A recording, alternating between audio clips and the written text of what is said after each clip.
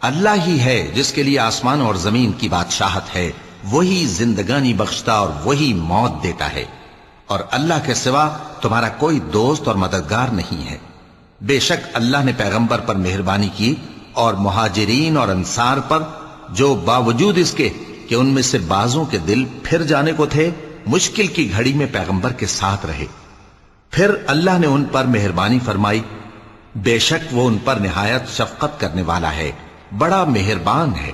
اور ان تینوں پر بھی جن کا معاملہ ملتوی کیا گیا تھا، یہاں تک کہ جب زمین باوجود فراخی کے ان پر تنگ ہو گئی اور ان کی جانیں بھی ان پر دوبھر ہو گئیں، اور انہوں نے جان لیا کہ اللہ کی گرفت سے بچنے کے لیے کوئی جائے پناہ نہیں مگر اسی کی طرف رجوع کرنا، پھر اللہ نے ان پر مہربانی کی تاکہ توبہ کریں۔ بے شک اللہ توبہ قبول کرنے والا ہے، مہربان ہے۔ اے اہل ایمان، اللہ سے ڈرتے رہو اور راست بازوں کے ساتھ رہو۔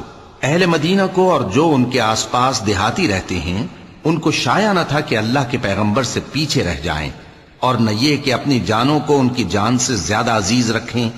یہ اس لیے کہ انہیں اللہ کی راہ میں جو تکلیف پہنچتی ہے، پیاس کی یا محنت کی یا بھوک کی، یا وہ ایسی جگہ چلتے ہیں کہ کافروں کو غصہ آئے، یا دشمنوں سے کوئی چیز لیتے ہیں، تو ہر بات پر ان کے لیے عمل نیک لکھا جاتا ہے۔